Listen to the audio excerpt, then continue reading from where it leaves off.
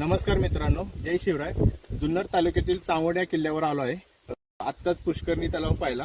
मागच्या रविवारी मराठे सह्याद्रीचे यांच्या दुर्गसेवकांनी हा तलाव साफ केला. तसेच तलाव साफ करताना एक तोप आढळून आली त्यांना. त्यांच्या सेवेमुळं आम्हालाही हा तलाव व्यवस्थितरित्या आणि तोप पाहायला भेटले.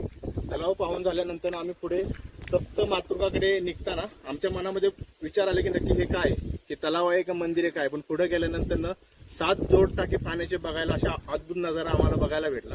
पाहून सर्वांनाच मन प्रसन्न झालं. म्हणजे तुम्हालाही ते 7 जोड पाण्याचे टाके दाखवावे, तर आपण ते 7 जोड पाण्याचे टाके पाहूया. ते म्हणजे सप्त मातृका. चला.